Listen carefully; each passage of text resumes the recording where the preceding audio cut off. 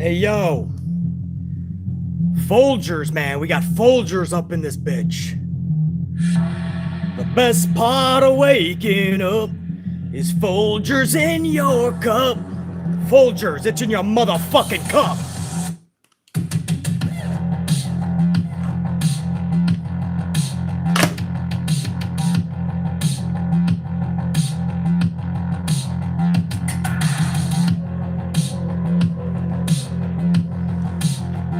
Everybody say hello to Sasha. She is back to work this morning, my assistant Sasha. Yes, whoa. We got fresh coffee brewing, baby. Sasha's back. She's rocking my music. She knows the digits. Nah, keep it rocking, keep it rocking. Tuesday morning, man, let's keep it rocking. Revamp. Good call. I like that revamp. Good spot. Yeah.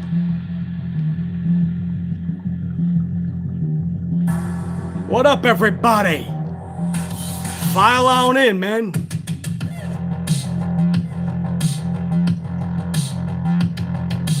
I don't bite. Not initially. Come on in, man. File in.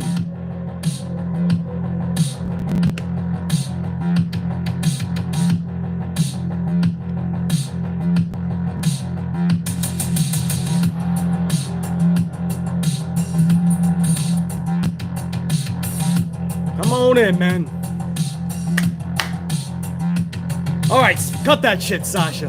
Don't file in. Cut that shit. You know the color. There you go. She almost got it wrong, man. She was going for that black button. Red. What's up, everybody? Early Tuesday morning, man. We did hour number one's review, a live reaction last night. So if you're looking for hour number one, there wasn't a lot that went on. Literally nothing, basically, but we made it fun. That's up on the channel, so go check that out, man. Try to get everybody. Trev Reigns, man. Trev, you came in with a super, dude, right when we were exiting the stream, but I saw it, man. Hold on 1 second. I'm going to try to get Trev Reigns from last night, dude. Rockstar status, dude. Last night, Trev Reigns came in with that 5 spot. AJ Styles versus Damian Priest ended in a commercial. Brah. If they can't lose, why not a screwy finish then? Because Trev Reigns knows both dudes. Oh, that's a beautiful sound, man. My coffee is done, man. My Folgers.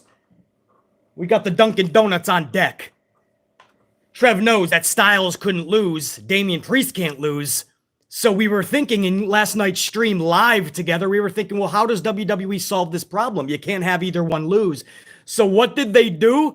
They had Damian possessed by the devil, go to commercial, and when we come back, hope that everyone forgot there was a match. So Trev Reigns, the tribal god. I'm just as fucking astonished as you, bro. But thank you for that, man. I got that last night, but I was already off. We were already off of the stream. Before we get into hour number 2 and hour number 3 of Monday Night Raw, oh, what a fucking doozy we got last night. I first want to talk about one of the only things that excites BC in World Wrestling Entertainment, man. And it's only a possibility. In fact, that most likely will not happen because it's too creative. It's too next level for WWE. And that is 2 females joining the bloodline, the Island of Relevancy, Sasha Banks and Naomi. Now, I know, a lot of you guys are just thinking in the meteoric reigns, if I may. And you're thinking, no, it won't work. WWE's not creative enough. Doesn't matter. Still gonna be booked like trash. Basically wants to think next level, right? I want to get uber creative with this shit. So let's first go to the why. Why Sasha Banks and Naomi? Well, Naomi is a given, right? I mean, she's obviously married into the Uso bloodline. She's married into the family. But also her athleticism. Now you say, BC, what the fuck does her athleticism have to do with it? Well, that leads me to Sasha Banks. They work hand in hand. why would Sasha Banks be involved with Roman Reigns? Why would Roman Reigns want to recruit somebody like Sasha Banks into the fold? Guys, it's simple. It's fucking greatness. Sasha Banks equals greatness. Any true leader knows that they want to extend their reach. It may start off niche. It may start off with family, friends, acquaintances. But every true great leader wants to extend their voice, their message, their greatness. How do you do that? You attract greatness. You bring in greatness. So at some point, it's going to have to stop being legit blood, and you have to go for greatness. The same reason why the Usos were sent to Raw last night. Why were they, guys? I'm going to tell you why. Because on Friday night, Roman Reigns looked around and he said, you have an individual pair of titles, but there's 2 sets of titles in WWE. Why do I have both of the heavyweight titles, but you only have 1 set of tag titles? I don't want just anybody around me. I want greatness. So he sent the Usos over to Raw to achieve greatness when it's all said and done. Get both pair of championships. You got to remember, from the jump, this is always about Roman proving his greatness, and he's going to surround himself with people that are not just going to kiss his ass and fill his ego, but they're also going to be on his level. It's the Island of Relevancy. So he wants them to have all the gold. So if you can attract the best female talent in the company, Sasha Banks is the best, and Naomi is one of, if not the most gifted athletically speaking. If you can attract them, and again, Naomi has even deeper ties, if you can attract them and they already have the gold, well, you have to remember what Roman Reigns said from the jump. If it's up to him, what did he say, guys? See, Beast, this is why I have this channel, because I remember it all, and I'm going to regurgitate it at these prompt times. Roman Reigns said, if it's up to him, he wants all of the gold. Do you guys remember that? He wants all of the fucking gold. Well, who the fuck has the gold over there with the ladies? Sasha Banks. Naomi. And he wants to surround himself with straight champions. Roman Reigns wants to surround himself with champions. And then, on top of that, you look at what this could do just aesthetically. Just on sight alone, on pure aura, presence. When the bloodline walks into an arena and you have badass motherfuckers like Sasha Banks and Naomi. Much darker. The glow, unfortunately, has taken a dim. Sasha Banks is that old school NXT type of heel. Even though we love Sasha, it's hard to boo Sasha. But there's millions of ways that BC can make you boo her. You turn him dastardly fucking heel. You see, these are the things that excite BC, when I don't just stop and go, well, it's no use. It's not going to work. There's already a lot of heels. You know, we can think of a million reasons why it won't work.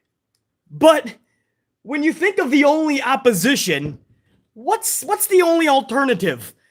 Edge, Damian Priest, and Rhea Ripley. Wow, that's going to put asses in seats. Let's be honest, that's a subpar. It's like a fucking House of Black in AEW. You know how Malachi is barely used in All Elite Wrestling? When he is, he's dancing around there with Brody and Murphy. This is basically going to be that. Vince McMahon doesn't know what to do with that anymore, but the Island of Relevancy. You see, let me go into my facts a little bit more. When we hear people say they're tired of Roman Reigns, right? This is what we hear a lot. We're tired of Roman Reigns. We also heard we're tired of Cody, right? Cody's winning too much. Now, there was a couple of times in AEW I couldn't stand. He should have no business beating Malachi Black. After Malachi beat Cody, made no sense. Cody beating Sammy Guevara to get that TNT mid-card title made no sense at all. I was the only podcaster that was right, by the way. You know what I was told? Long-term storytelling, BC. Let it play out. He could do more with the TNT title right now, BC. And I said, no, there's no legit reason in this world why Cody Rhodes should be getting that TNT championship. And when it was all said and done, I was right. It was Tony Khan trying to give a consolation prize. The contract was coming up. Cody wasn't exactly happy. Let's put a title on him. Let's try to ease some tensions. The title should have never left Sammy. But the bottom line is Cody winning a lot of matches, most of his matches absolutely should have been happened. There were some people that were upset that he beat QT Marshall. Do you remember that? Basically, I feel that QT Marshall should have won. No, he shouldn't have. He is Cody Rhodes, and he is QT Marshall. Stop that shit. Stop that, bro. QT Marshall should not be beating Cody. People started turning on Cody because he became greatness. People claim they turn on Roman Reigns because he turned into greatness. It's just like my New York Yankees, though. People cannot stand the Yankees. Unless you're a direct fan of the Yankees, people cannot stand my Yankees across the nation. You know what the highest rated games are, though? The New York Yankees. Do you know what the highest rated Raw segments were the past several weeks around Mania season, right after, I should say, or leading into with Roman and coming out with Cody? It was Roman Reigns and Cody Rhodes. The highest rated segments. You can claim you don't like them, you're getting tired of them, this, that, and the other thing. But when it's all said and done, the world is speaking. They are the highest rated segments for a reason. They are greatness. I'm the one dropping facts, right? I mean, we can get a million fans. We can get a million fans to enter the fucking chat, and everybody can have their own opinion. But this is an opinion. This is just factual information. Sasha Banks and Naomi belong in the bloodline.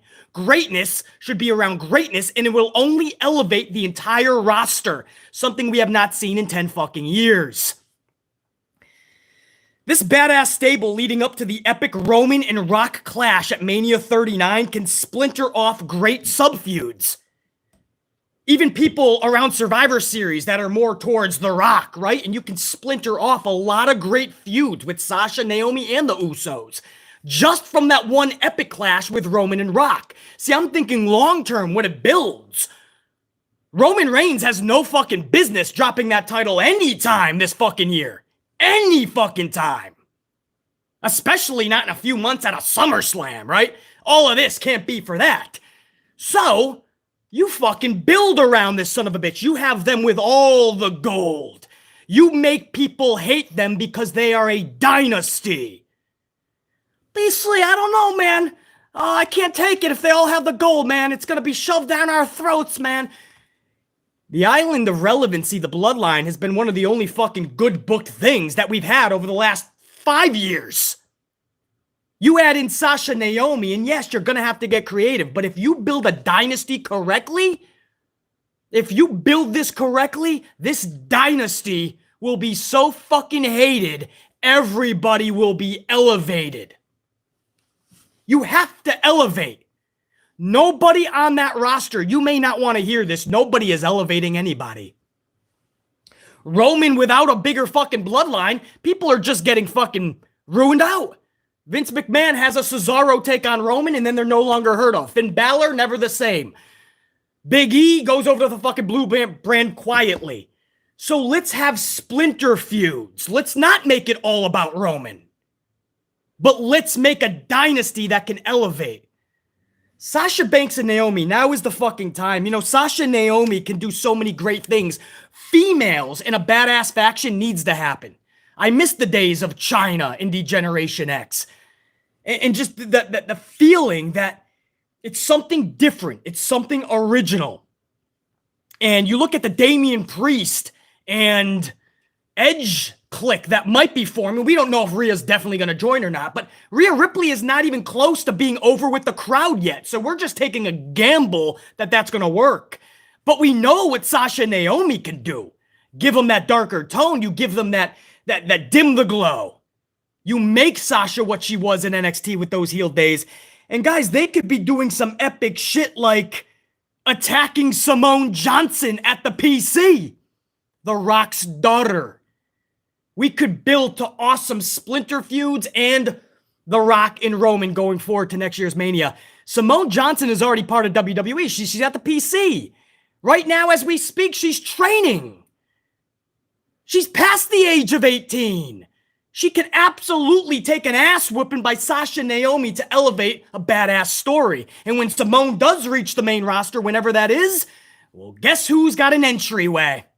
She's already got some beef. Sikoa! How about the younger brother of Jimmy and Jay? He's already in NXT. He's already whooping ass. He had an amazing ladder match at Stand and Deliver last Saturday afternoon. Sikoa can be involved in this. He could be part of the dynasty, or he could choose to side with The Rock. And this could set up those splinter feuds. This is what I mean by thinking outside the box. You know, it's not about blood anymore. Naomi's the only one, basically. No, she's not. I already mentioned Roman wants greatness on his island. Sasha is greatness. I sure hope you guys can think next level and not sit in mediocrity. I sure hope that. And if you're thinking Naomi's the only one that fits, she's also not blood. So you're wrong. Hate to tell you, marrying to a family is not blood. Again, you know, I hate to be... I love to, but who am I kidding? You know, the harsh one to hit with these facts. But sometimes you literally have to shake things up to get a result. This product has been on life support for nearly 10 years. You look at a photo with the Usos, Naomi, Sasha, and Roman, and you think, fuck, we have not had a clique like that, a group, a faction like that. And BC doesn't even like factions. But we have not had a faction like that in fucking years. With female talent like that, a part of it. Yo, King Wrestling and Gregory Ramos. You guys know what it is, man. I see those hundreds. That caught my eye. these are that's my amp unit right there. They understand, man. Acelia understands. Giorgio Arcade understands. Lucas Allen understands. Fuck yeah, bro. I'm glad you guys understand, because the community doesn't think that way, right? They think simplistically. Not gonna work. Won't matter. Meh. Too many heels, I think, basically. I don't know if this is gonna work. Let's just keep Roman in the Usos. It's already stale, people are saying. Why fuck with it? Nah, bruh. Let's hit it into Octane Drive. What the fuck you think Naomi and Sasha? What do you think's gonna happen with Naomi and Sasha?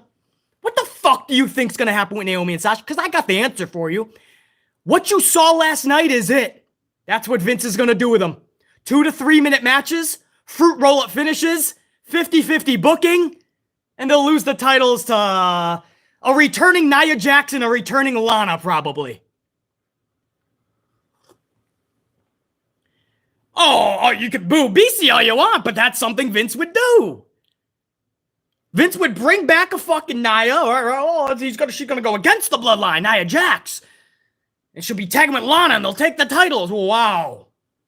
Wow, it's a good thing we didn't put Sasha and Naomi in the bloodline. Their booking is so much better that way.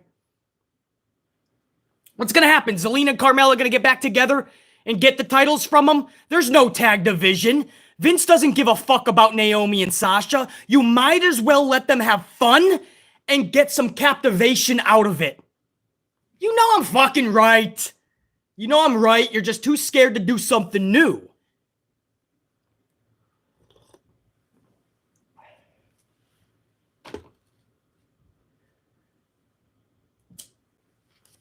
This is one of those things, man, that has to happen for Sasha and Naomi. Naomi has been needing this type of change for the longest time. Sasha Banks was born to play this character, and to be honest, I'm just thinking about how fucking fun that would be. Sasha Banks and Roman on the same fucking team. Greatness personified. The Empire of Relevancy is what BC's calling it. EOR, the Empire of Relevancy, because that is one hell of an island. And your supporting cast, so to speak, is fucking one of the most athletic females in the history of the business, Naomi, and one of the best tag teams in the world today and forever in history, the Usos. Man, that's fun for BC. But would WWE have the fucking balls to do it? They don't think creatively. They don't want to get creative. They just want to say, let's just keep Sasha and Naomi in these 50-50 booked 2-minute fruit roll-up matches. But you look at that thumbnail that I put up for this video. You look at that fucking thumbnail, and you don't see a fucking great faction ready to dominate and own professional fucking wrestling. And I promise you, everybody will be elevated. And I want them booked like they honestly believe they're better than everybody. Like if Sasha Banks has a match on a Monday night, I want her to have people summons her opponent to their island office where they're all lounging like the Sopranos, cigars, champagne, rocket, whatever. And Sasha is having a one-on-one with her opponent, and she's saying, you better lay down for me tonight. There is no way we're having a legit match. There's no way you have a chance. There's no way you're on my level. If you do not lay down for me, there will be hell and repercussions to pay. I want that type of Sasha, that type of Roman, where they think their shit don't stink. They're like the Yankees, my Yankees, where if you're not a fan, you fucking hate them, but you're gonna watch. The Yankees are the highest rated games. The Dallas Cowboys, you hate them. It's a dynasty. All those Super Bowls they won in the past, it's been a while, but they became a dynasty and people hate them for their greatness. The Los Angeles Lakers. People can't stand dynasties, but they always tune in. Isn't that a weird thing? It's because they want to see the dynasty get their asses handed to them. It works in pro wrestling. They just haven't done it in the longest time for WWE.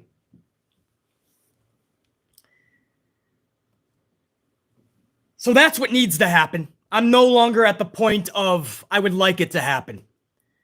Sasha, Naomi, it's best for business. It's best for World Wrestling Entertainment. It'll be best for us. More importantly, it'll be best for that bloodline. Are they already running out of ideas? I wouldn't go that far because I don't know what they utilize. Bruce Pritchard could have a million things on a notepad that he would like to try, and Vince McMahon just crosses out and rips it up right before the show every week.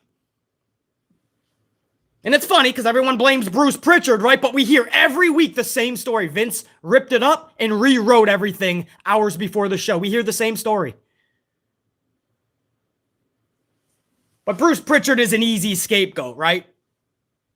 And the journalists and the podcasters that don't know what the fuck they're talking about, they take a name like Bruce Pritchard and they blame it, right? Because it's easy. They don't know what the fuck they're talking about anyway. Let's blame Bruce Pritchard.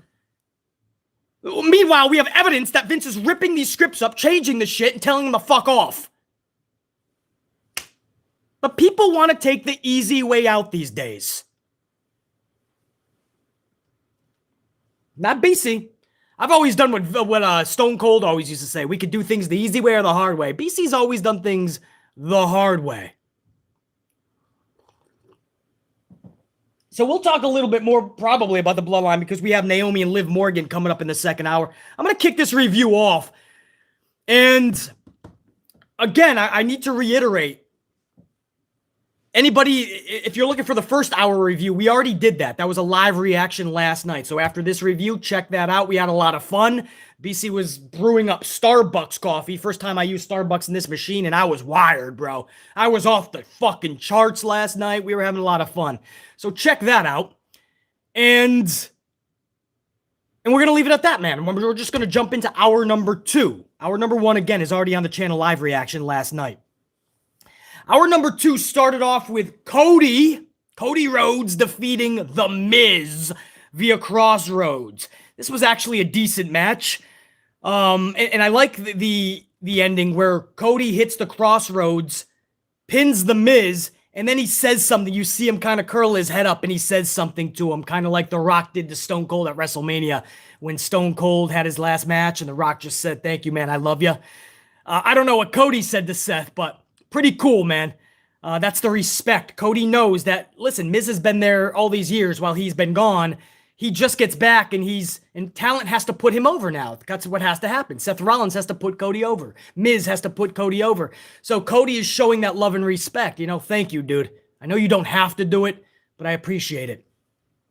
Post-match, Rollins jumps in the ring and asks for a rematch at WrestleMania Backlash. You gotta call it WrestleMania Backlash because you gotta pimp out the name to try to make every extra penny. So WrestleMania Backlash, we're going to get a rematch. Seth Rollins versus Cody Rhodes. I don't understand this. What happened at Mania. It sucks that Rollins had to get a loss, but he had to.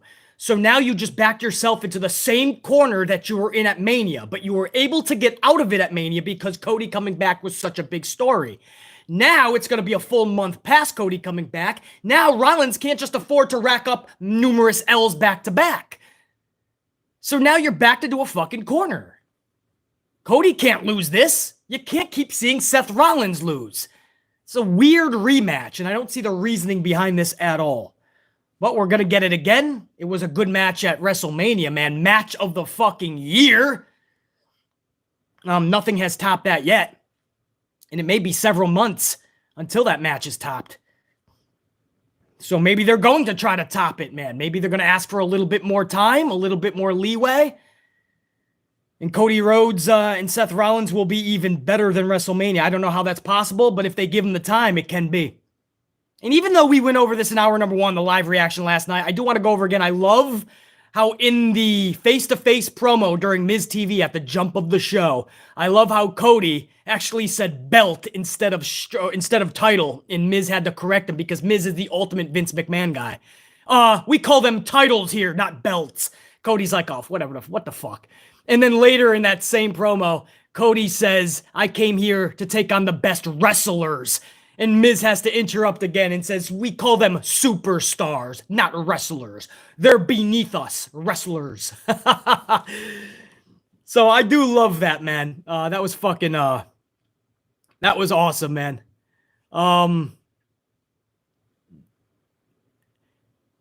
No, man, Briscoes are one of my favorite tag team. Briscoes and the Usos. That was not match of the year, though. Seth Rollins versus Cody was actually match of the year. You might want to go back and watch both. I've watched the FTR Briscoes match 4 times. Again, Briscoes, I love them. They're my favorite tag team with the Usos. And FTR has been on a roll. But if you know how to critique pro wrestling, Seth Rollins and Cody actually had a much cleaner match. And it was just all in all better. I mean, you could have a preference if that's what you're saying. But if you're critiquing pro wrestling, Seth Rollins and Cody was actually match of the year thus far. So just wanted to clear that up. It's okay to have opinions, but if you're talking about cleansiness of the match, the selling, the defense with the offense, the mannerisms, if you're putting it all in a bundle, there's no way you can throw shade at Rollins and Cody and call them a second best match. That's absolutely false. Not even my boys, them boys, the Briscoes, man. Not even they can overtake that match. Rollins and Cody does deserve it. I do have to give credit where it is due, and I will do such for World Wrestling Entertainment and on this one thing. That was match of the year, man. Cody and Rollins definitely knocked out of the park, and we'll see, man. We'll see what they do at WrestleMania Backlash, dude. I just don't know if Vince is going to give him the same amount of time. Naomi versus Liv Morgan was next. Sasha Banks at ringside looking like a buffet of fuck yeah. I mean, somehow Sasha Banks finds a way. Sasha Banks finds a way to come out looking fucking hotter than the week previous. In the week previous, you keep thinking there's no way. There's no fucking way that... I mean, you can't get more beautiful than what you just were. She comes out, man. She's in her New York Knicks outfit. She's got a whole orange fucking...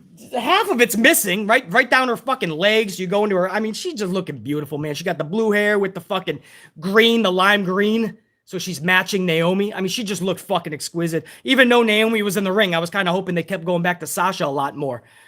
But fucking banging, bro.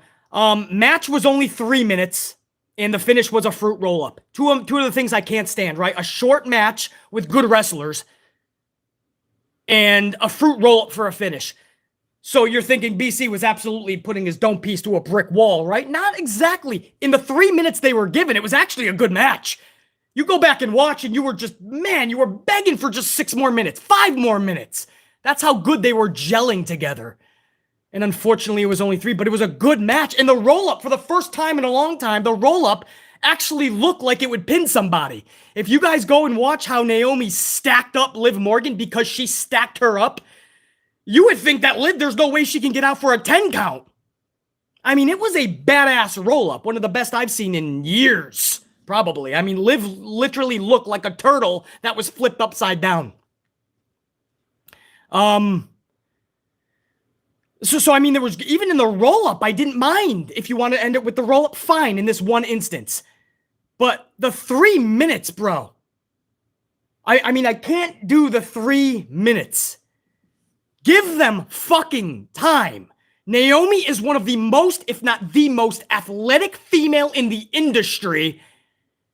And Liv Morgan is fucking with some of the highest momentum in the business ever since her Becky Lynch feud. Why not just give them fucking 7 minutes? I'm not even asking for double digits, bro.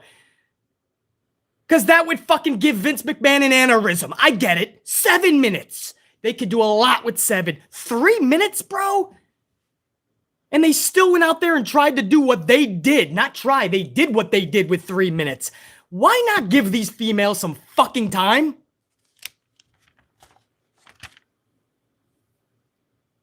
Because I believe, right, what was up a little bit later in the second hour? Bianca and Zelina. Wait till I get to that match.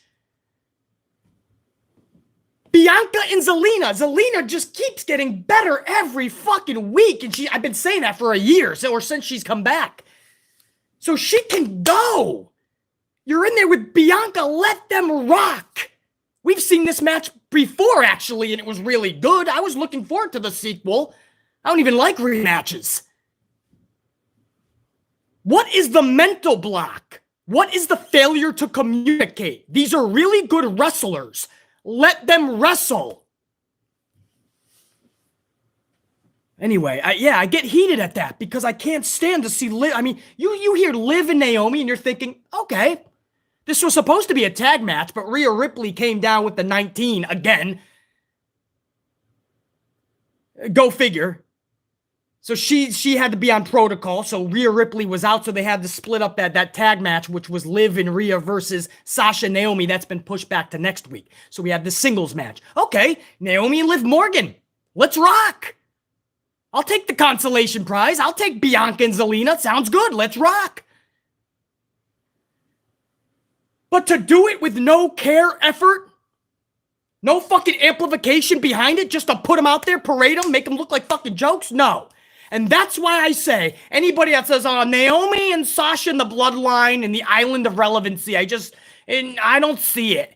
Well, then there's your fucking alternative. That's how they're going to be booked. 3-minute matches if they're lucky, 2 minutes, fruit roll-ups, and 50-50 booking. Vince does not care about Sasha. Vince does not care about fucking Naomi. He knows he can't afford to lose them, but he doesn't want to give them the time of day. Put them with the fucking Island, and you will have no fucking choice because it'll be a whole group of greatness. 3-minute fucking matches. And then you wonder why BC is clamoring to get Sasha Banks next to Roman Reigns. What a badass fucking duo that is.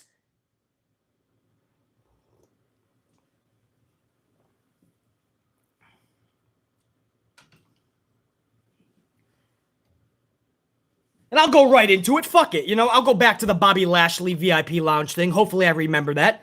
But let me go right into a match that was 10 minutes later, 15. Bianca Belair versus Zelina Vega. Just like Naomi and Liv Morgan, given 3 minutes tops. The only difference is this finish was more definitive than a roll-up. Belair hits her KOD finisher. There's a lost art in World Wrestling Entertainment. Finishers being used. And Zelina is finished. Finished her! She was finished. Great for Bianca, catastrophic for Vega. What the fuck does that do for Zelina Vega? If it's gonna be a 2 to 3 minute match anyway, hear me out. Why not just bring in local bingo hall talent? Why not just bring in Do Nothing Deborah? from the fucking literally running the bingo calls, the bingo cards at the bingo hall. Do Nothing Deborah has been trying this pro wrestling thing for the last year. Let her go in there, get her ass whooped for 2 minutes, and you'll get the same result. Bianca looks badass, Bianca hits her finisher, and no superstar gets ruined in the process. But why does Liv Morgan have to fucking eat that L? Why does Zelina have to eat an L? And if you flip it, and it's only a 2-minute, 3-minute match, and Naomi's getting rolled up, well, that's no better. We saw Liv Morgan do that to Sasha Banks Friday night. So Liv beat Sasha, just to a few nights later have Liv defeated by Naomi. It makes no sense. That, my friends, is what we call 50-50 booking. Sasha gets beat middle of the ring in just a few minutes, and then 3 nights later, Naomi beats Liv, the same person that beat Sasha. You keeping up? Because I am. It's 50-50 booking, and it ruins everybody. Bring in jobbers if it's legit going to be a jobber match. Because you're only going to ruin Liv Morgan, and she's too good to be ruined. Zelina Vega's getting better and better. She's too good to be ruined. Stop that shit, dude.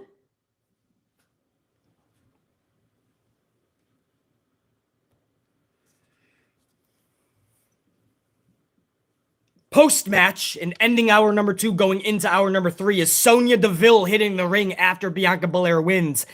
She tells Belair that she's taken it upon herself to find Belair's next opponent for her, and she sells and really hits home the fact that if Bianca is all that she claims to be, she'll sign the contract without even knowing the name at first. Just sign the contract. Right there, if you know anything about pro wrestling, you knew that this was going to be Sonya Deville. You knew that Sonya was setting up Bianca, and Bianca is still so new. She's been a couple of years, but she's still a newer face, so to speak. So there's things she has to learn, right? So she just she really thinks she's that good. She is the EST. So you know what? I don't even care who it is. Give me that contract. And she signs it. And Sonya gives this big introduction of who it is, and Bianca's staring at the Tron waiting for the person to come down the ramp, and sure enough, clipped in the back of the leg, right in the back of the kneecap, Sonya Deville takes out Bianca Belair, and then picks her up and drops her on her dome piece. Bianca is out. Sonya Deville picks up the mic and says, "Your opponent is me." I fucking loved it. This was beautifully done. It's Sonya herself. Good beatdown with Pierce. Adam Pierce comes out. Pierce is shocked. Belair is rocked. And Sonya Deville has something pretty damn cool going into Backlash. And this is a very good first real opponent for Bianca Belair stemming off of Mania. This is a very good first feud for her. It's going to be an authority type of feud. I love that. Right? Put Belair in something cool. We have an authority figure trying to... I love this with Naomi when Sonya Deville was abusing her power. Some people felt it went on too long. I could have gone another 2 months watching Naomi and Sonya. I loved it. But okay, now we're going to have Belair. Now Sonya Deville has taken it to such an extreme level. She's letting the power rush to her head so much that she wants the fucking title, and she's willing to abuse any fucking power imaginable to get that fucking title. And now Bianca has to overcome the odds. This is simplistic storytelling 101 sitting in your lap. I love that they actually went this route. WrestleMania Backlash is just a few weeks away. In one fucking instance, this feud just sold itself. And now we still have 3 or 4 weeks to go to build on it. This is a good first feud for Bianca. I do not see Bianca losing the title, so don't worry. This is just a first feud, guys. So if you're pissed off about it, you think it should be somebody else, hold off. There'll be something bigger for SummerSlam. Maybe, you never know with World Wrestling Entertainment, but you know what I mean? It's a first feud, man. And it's a pretty damn good story. And you have to integrate Sonya Deville somehow anyway. She's ready to come back and wrestle. She abused her power. This has been going on since the beginning of time in pro wrestling. You never would have watched in the Attitude Era then, because Vince McMahon, Shane McMahon, they were abusing their fucking power left and right. Back in the day, we had general managers all the time abusing powers. But all of a sudden, Sonya Deville, with a one match in a few weeks, is going to make people cry. I like this. This was actually good, man. And I want to go back to the second segment in hour number 2 was Bobby Lashley in the VIP lounge. MVP and Omos never really enter the lounge. Instead, they stand atop the ramp because Bobby Lashley is pissed at the beating that he just took last week. And MVP and Lashley go back and forth in a very passionate discussion detailing why MVP did what he did to Lashley last week. And again, it's what we already knew. You claim that you're so great, and when you achieve this so-called greatness, you left me in the dust. You didn't want me to be a part of WrestleMania. You didn't want me to be there with you during all the good times. But I stuck with you when you were nothing more than just Bobby Lashley, the mid-carder. But once I domed you and dubbed you the Almighty, that is when you started to gain any success, and then you fucking ditch me? So I love it. I wish that Bobby Lashley was a little better on the mic. I love the fact that he was more passionate and amplified, but you can still tell he's not comfortable on that microphone, and that's where MVP always did help him. But this is absolutely 1,000,000% the best call. Omos needs MVP way more than Lashley. And if Lashley's going to be a face, MVP cannot be associated. MVP is too good as a heel to be a face manager with Lashley. Doesn't make sense. So this is another thing that I thought was actually done pretty good. Afterwards, Bobby Lashley destroys everything in the lounge, which MVP said, if you touch anything in the lounge, you'll be hearing from my lawyers. At the end of this promo, Bobby Lashley didn't give a fuck what the cost was going to be. He started picking up sofa couches and chucking them toward the fucking ramp, bro. That's on the real fucking talk, bro. We about to start hour number... Oh, man. Guys, when we go over hour number 3, I got to start it with the Bachelorette Party. Wait till you hear about this shit. Fucking Bachelorette Party. I'm not even making that shit up. We'll get to hour number 3 in a second. I want to make sure I'm not stacking up too many supers, so I want to go over a round right now, man. I saw some supers coming in as I was going over hour number 2. So let me go over to you guys, man. Let me see where I left off, man. Ashley Steggles, $8.99. Ashley says, sorry, BC, but due to lack of creativity, we're going to have to end the stream and start a new one for no reason whatsoever. Is that from Vincent Kennedy McMahon himself, Ashley? PB Sillapride, 5 Spa. What up, PB? Hey, BC, you have mentioned on occasion that you met a few superstars in person. Who did you meet, and were they good experiences? Yeah, I said a few, PB, because I never really, even as a kid, I never cared about meeting the wrestlers. I never cared about celebrities. I never cared about, I was a fan of people, but I never cared about meeting them. They're just people. I mean, seriously, they drink coffee the same way, they shit the same way. But I respect them. So there's people like if they're in the area, I'll say what's up. Maybe get the autograph just so I'm not looking like an idiot or a dick. But the few that I did meet, they were all amazing. And it's want to know something hilarious, PB Sillapride? They're all people that wrestlers. There's a lot of wrestlers that say they were the biggest assholes in the business, but they were the greatest with the fans. Listen to these names. These are the people that I met, and they were the greatest experiences ever. HBK Shawn Michaels, the fucking best, got out of his seat when I looked up, because I'm like, whoa, it's Shawn Michaels. Gets out of his seat, and he's got his fucking leather glove on like he used to have for the HBK. I think WrestleMania 11 days. So he got a glove, and he fucking gives me a huge fucking one of those bro handshakes. He's like, what's up, man? Taps me on the shoulder, and he has a discussion with. I'm like, whoa, dude. Like, what the fuck? Shawn Michaels is awesome. Razor Ramon, Scott Hall. One of the fucking best. He was the IC champion at this point. He let me actually hold the title, which was heavier than I ever could have fucking imagined, especially at the age that I was. Let me hold the fucking title. And he said something along the lines of, now you're the bad guy, man. And it was just so awesome, dude. He was so cool with everybody.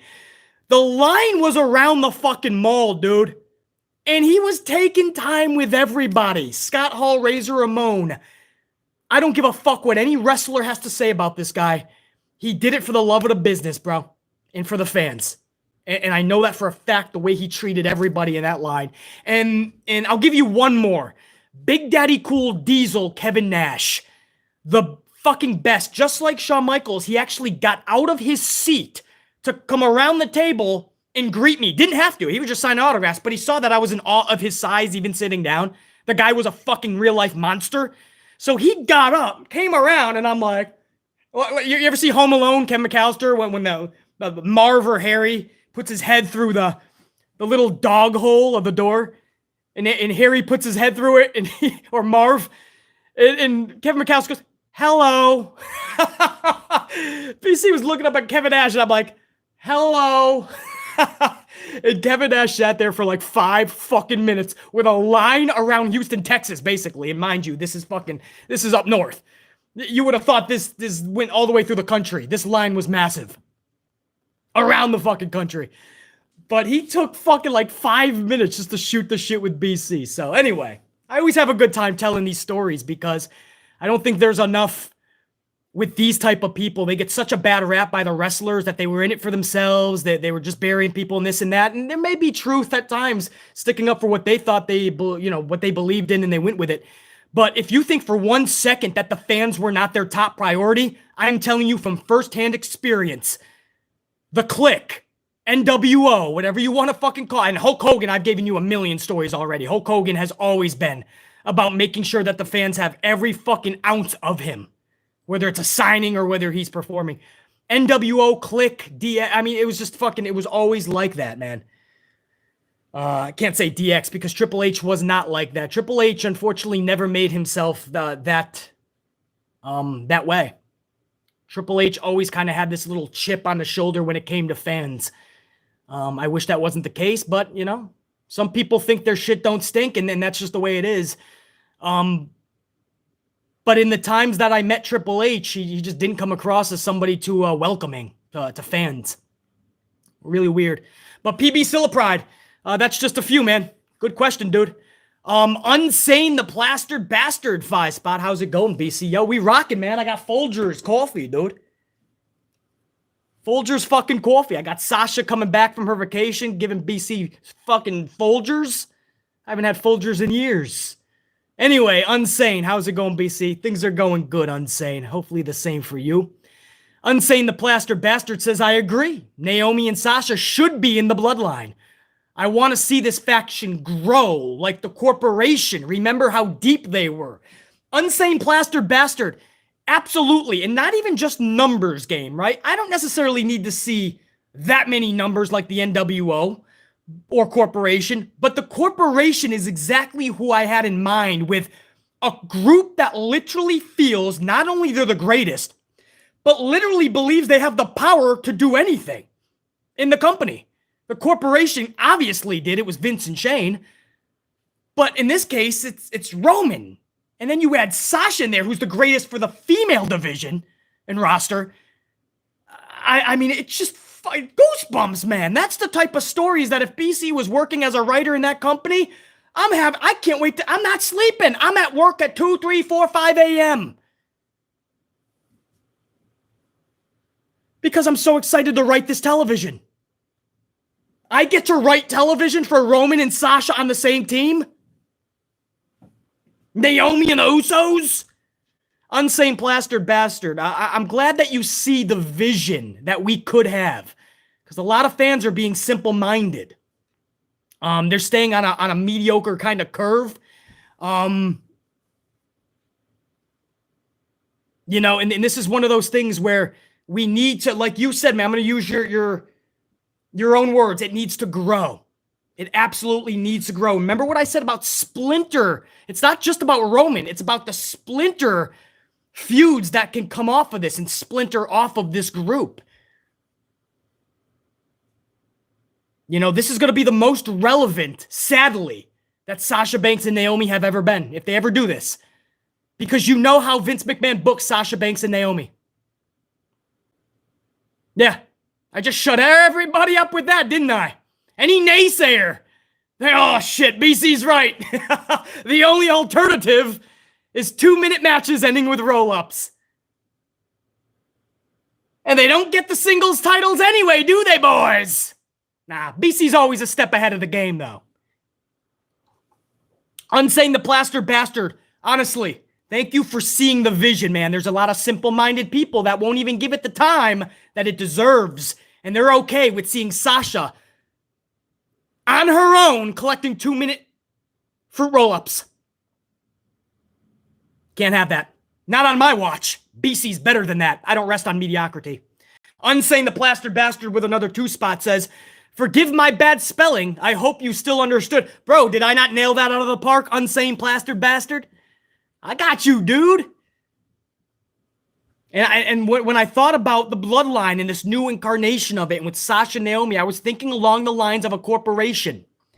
And I was thinking about how we haven't had a group like that in World Wrestling Entertainment in the longest time. And the only way to do it correct is to establish greatness. You know, why other groups like Damian Priest or Edge are getting Rhea Ripley, and we're going to hope that Rhea gets over in this group.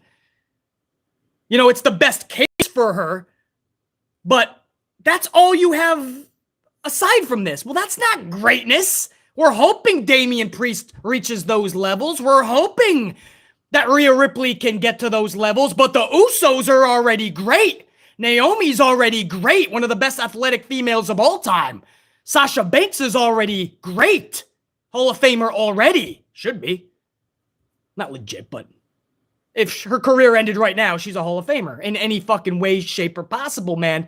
Any company would be glad to have Sasha Banks, even if she hadn't performed for them. And Roman Reigns is obviously performing the fucking greatness for the whole last year and a half. The group is just going to be formed of greatness. Damn, that's exciting. Anyway, Unsane the Plastered Bastard, thank you for getting that vision. That's awesome. I love when my unit understands that we need to do better, that the product is not going the way it should be. Take what is working at least semi, which is Roman, right? I mean, Roman shit has been some of the only captivating shit, right? Even though Finn Balor and Cesaro and Big E got thrown to the wayside afterwards, that was Vince McMahon, by the way. That's not Roman. Roman didn't go to Vince and say, after I beat them, I want them buried. No, Vince just didn't have anything for them afterwards. But I want you to go back to the Finn Balor-Roman feud. It was great. I want you to go back to the Cesaro-Roman feud. It was great. Big E and Roman, no, because it was just Survivor Series. They were just thrown together because they were title holders. The Brock Lesnar, the last couple weeks leading into Mania, the parking lot Brock, I was loving that. So Roman, it's not just him holding titles for a long time, which is a lost art, right? Usually it's just a hot potato because everybody's attention span is that of a fucking 36-year-old mop. But no, it's because of the stories you can tell with something like The Bloodline. It's time to grow it. Absolutely, man. I've been spending a lot of time on that, but it's good to see Unsane the Plastered Bastard, people like you guys, man, understanding. And I also want to give a shout out over to Snipe Z, the lit one, with a 1-spot, just showing the love. Snipe Z, the lit one. Thank you. Trev Reigns, the Tribal God. Trev, hopefully you heard me earlier when I started the stream. I caught your super from last night. We were ending the stream and it came up late, but I did shout you out, dude, earlier. Trev Reigns with another 5-spot says, I would personally love to see Sasha Banks in the Bloodline. Like you said, Sasha Banks is greatness. Sasha Banks for Bloodline hashtag. Trev Reigns, I can always count on you to know the real deal, bro. You don't even have to sell it, right? BC is selling it. But just think of Sasha and Naomi, or Sasha and Roman together. Oh, shit. Damn. Trev Reigns. Thank you for being the real deal, man. Much love and appreciation. Who do we got up in here, man? Blitzball Champ? We don't get to see Blitzball Champ all that often. 10-spot. Personally, I would love to see Tamina with the Bloodline. And see her really uplifted into the singles title picture. Maybe that is where she could finally get her singles title run. Thoughts? I definitely want to see her in the feud, just like Sikoa and Simone Johnson right? The younger brother of Jimmy and Jay, Sikoa, who's in NXT, Simone Johnson, the daughter of The Rock, Tamina. I want to see all of them used in the feud leading up to WrestleMania 39 in Los Angeles when we get Rock versus Roman. Tamina in the Bloodline, Blitzball champ, it can only be done if you're literally giving Tamina a rocket. Because the whole deal with the Bloodline, and this is why I say Sasha and Naomi have to be in there, the whole concept of the Bloodline is greatness, right? It's not even just about being blood, even though Usos and Roman are. It's greatness. Roman said from day one, he wants all the fucking gold. He wants to align himself with greatness. It's the reason he sent the Usos over to Raw to get the titles. So, this only works, Blitzball, if you're going to put Tamina in that role, if you're giving her the rocket. Now, my question there is, has she been too heavily damaged? Because you're going to have to work 10 times as hard. So, Blitzball, I don't personally see that working.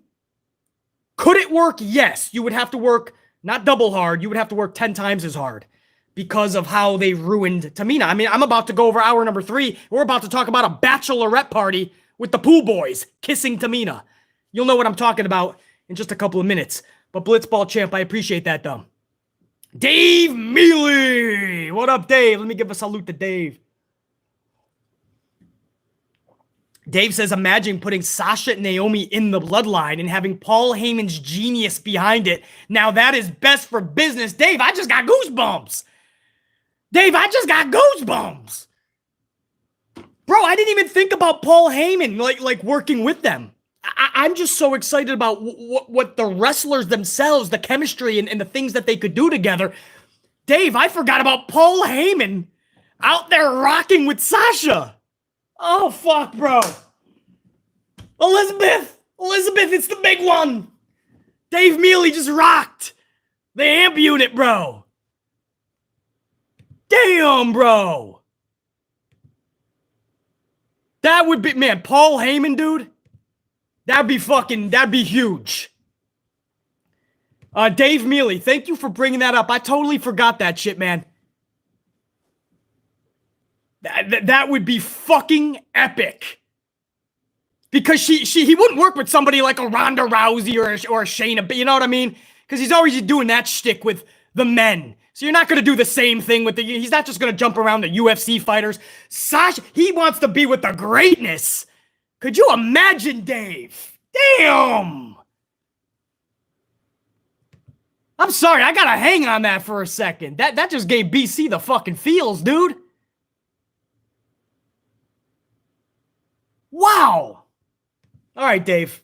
You just made BC think a little bit even more on that. Now I just sold myself even more. Dave Mealy just sold BC even more.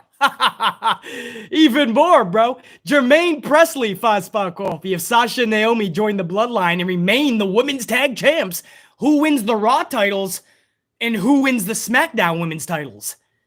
Well, there's only one, though, Jermaine Presley. They don't decipher them, though. That's what I'm saying, right? They would have all the gold. There isn't a separate Raw women's tag title. Unless I've been sleeping for too long last night. I only slept for 2 hours. But unless something happened in the 2 hours I was sleeping, I believe the women's title, there's only fucking one tag. Now, if you're talking maybe if they go for singles titles, if Sasha and Naomi join the Bloodline, remain the women's, who wins the Raw women's title? Oh, maybe you're talking the singles titles. Well, why not have them get all of it? It's a dynasty. The point is to hate them so fucking much that you have to tune into the product to see them lose eventually. That's the point. It's the Yankees. It's the Lakers. It's the Cowboys. Why not have Sasha get the fucking title? Why not have Naomi get a fucking singles title? I think they're going to unify the bitches anyway. That looks like what they're doing with every fucking title.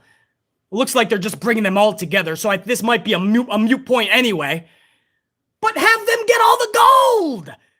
I want that fucking Bloodline to not just have Sasha and Naomi in it. I want them to have all the fucking titles. And are you going to cry that Charlie doesn't have a title? No, you're not. You're not going to cry that Charlie doesn't have a title. And if Sasha wants to get the title off of Bianca, think about the build to that shit. You got Bianca destroying people like Sonya in an awesome authority storyline for Backlash. SummerSlam, you have another big fucking moment for Bianca. And down the line, Sasha gets the title back from Bianca. You could do something like that. More than believable. Bianca got one at WrestleMania last year. Sasha can beat Bianca. That's not 50-50 booking in the terms of its usual trajectory. That's something that makes complete fucking sense and is better for the business. So I hope I answered you correctly. If you mean the singles titles, I would have the blood. Listen to me closely. I would have the Bloodline hold all of it. Now, what do you do with the US and the IC championship? Because the only other blood, if you want to add another blood relative in there, you would have to go with Sikoa down in NXT, which is the younger brother of Jimmy and Jay. And he's already a really good wrestler. But you have him come up and just take out Rico's shit? Would it matter? Rico's shit is already losing every fucking show anyway. I'm sure that would not matter at all, but I wouldn't want to see Finn Balor necessarily take the fucking L and drop the title. But for the grander picture, maybe. I mean, it looks like he could lose it against Austin Theory next week. Theory. Vince could absolutely have Theory beat Finn Balor next week for the title because that match is official. A match that we've already seen 7 times, by the way. But if he's already doing Finn Balor and Rico shit dirty, then fucking give it to Sikoa and let's just make it fucking a dynasty you cannot stand. And I bet you the ratings go up. I bet you the ratings go up. Good question, Jermaine Presley. I would have them own all the fucking gold. And I'm telling you, when the people want somebody to show up, man, somebody they can believe in and get behind, when The Rock shows up, and if this is done correctly, you take a son of a bitch. Vince McMahon has to get off his fucking thumbs up his ass, and he has to pick one, I hope at least 2, but at least one new superstar to build around the Rock Roman storyline. There has to be somebody when The Rock is done with the story. We have to create a new face superstar during all of this. And this is the way to do it, with a dynasty as the ultimate asshole heels. And you're going to have a great rub with The Rock coming in within the next 6 months. And when The Rock does come back to help that one face who's on his own, basically, it's this one dude against a whole dynasty, man, it's going to be electric, no pun intended. Because finally, people are going to believe that these 2 people are going to be able to take out the dynasty. Man, I get goosebumps knowing what I could create. I just wish this company gave a fuck as much as BC, was as amplified as much as BC. Bakayuka! 5 spot. What up, Bakayuka? That 3-minute production definitely comes from Molly Holly, and she is still stuck with the Divas era in her dumb piece. Shake my head, really, when no big-time Becks. Yeah, Vince McMahon and Kevin Dunn are responsible for all timing. And that's why you hear about the ripped-up scripts and the changes. If he sees something that says Naomi versus Liv Morgan 7 minutes, oh, no, we're not having that. And then Vince radios over to Kevin Dunn. When are we doing the WrestleMania pack? And when are we doing the Backlash? Oh, then cut down Liv and Naomi to 3 minutes. That's what happens. So, yeah, agents are probably told up, hey, you ain't going to get 10 minutes. But also, Bakayuka, Vince McMahon and Kevin Dunn, they have to chop that shit down, they feel. And it just ruins everything and everybody in the process. Yeah, no big-time Bex last night. She was playing mom. I hope she didn't get the 19. There were several people missing. Hold on. We got some more, too, before I go over hour number 3. You guys are rocking out on a fucking Tuesday morning or afternoon, wherever you are in the world. Thank you for the ups, man. I just noticed we headed toward 200. I forgot to even mention that. We're over an hour into this, I got to get better at this tube thing, man. I got to mention that at the jump. But you guys still on your own are going toward 200 on the ups. I appreciate that. PB Silipride with another 10 spot, dude. Much love and appreciation. Wasn't the point of the women's revolution was give divas a chance and give them longer matches and more TV time, yet they're devolved back to 3-minute matches? It's such a shame. Exactly, PB Silipride. That's what frustrated me when I was going over hour number 2 20 minutes ago. That's what pissed me off about Bianca Belair versus Zelina. A match I know would be fucking awesome if they just gave him at least 7 minutes. Liv Morgan versus Naomi, you saw what they did with 3. Imagine if they added another 3 or 4. I'm not asking you to move mountains.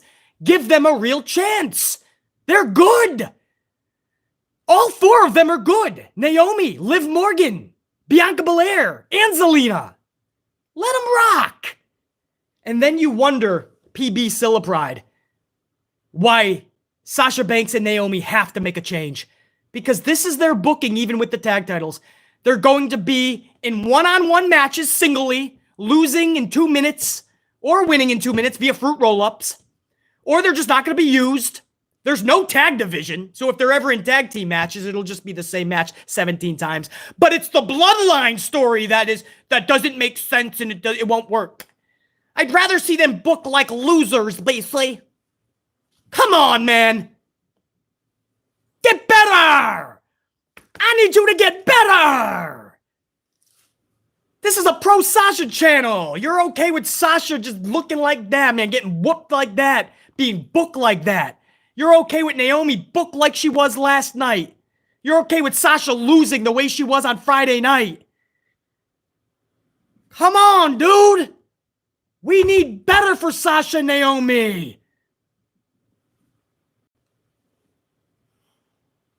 Man. Exactly, PB Silipride. Dante Jaron 23, $4.99. Sasha and Naomi joking the bloodline would be a great... Oh, joining. Sasha and Naomi joining the bloodline would be a great addition that will keep them from growing stale and dominating all of the division in WWE. Best of both worlds, Dante. Best of both worlds. Absolutely keep them from going stale or just bad booking, which is what I just said. Right? Just the booking of Sasha and Naomi is already on the wall. Look, after they won the title, I want you to do me one favor. Look at how Sasha was booked Friday night. Look at how Naomi was booked Monday night, last night. And then tell me that joining the bloodline is bad for business. Fuck out of here with that shit, Jazz. But Dante Jaron 23, you really want to hate them like they're a dynasty? Let them ramsack the fucking division. Not necessarily picking W's up over everybody, by the way. Stories. Stories. Have them in there with fucking Jobber D and Jobberdom. And fucking wrecking them and pissing off the crowd. Talking trash to the crowd. Paul Heyman, Dave Mealy brought up what Paul can do with Sasha? Fuck. Paul Heyman talking that shit while Naomi is just mean grilling that hard cam?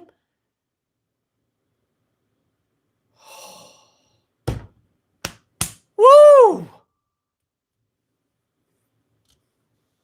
B-Love. B-Love with a $19.99. Damn, bro.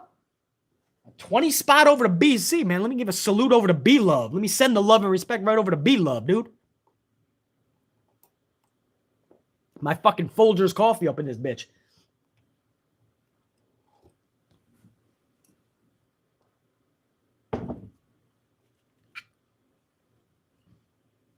Let me get another one roasting too, guys. Hold on. Yeah, I'm getting another coffee roasting. So what? My name's basically, I have an addiction. This one's a Dunkin' blend. This is a Folgers up in here. Hold on, I'm going over to you, B-Love. I got you. Let me get another coffee rocket. I'm going to be here another fucking few minutes, I think.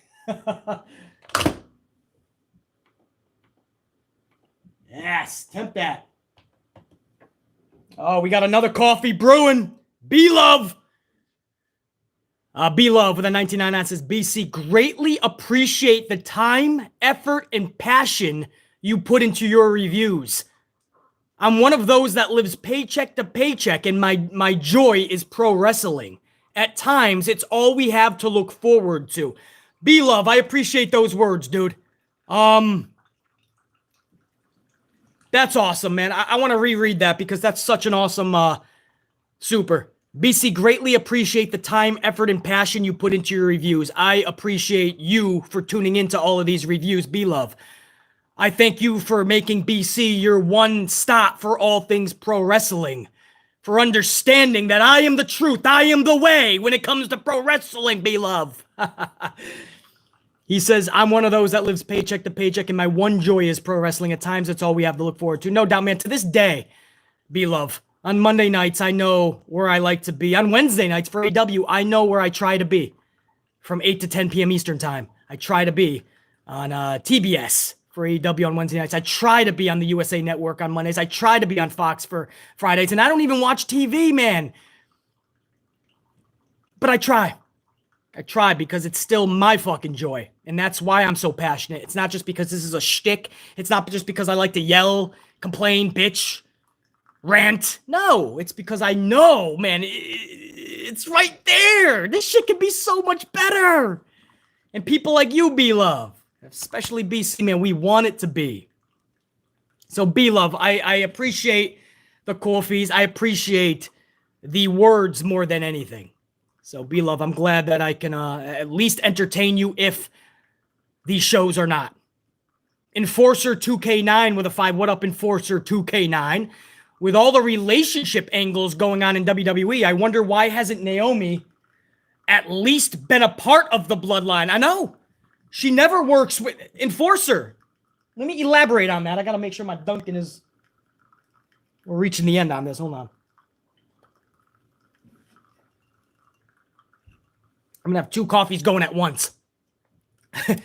Don't do this at home, folks. That's too much caffeine. But Enforcer 2K9, I'm astonished that they have not done anything with Naomi and Usos on screen or anything of relevancy. Like the word I used there. I'm actually absolutely shocked by that because I know they would work so fucking awesome together. But maybe now's the time, Enforcer. That's what I'm saying, dude. You know what I mean? I understand a lot of time has passed where we could have gotten it. Maybe now is the time.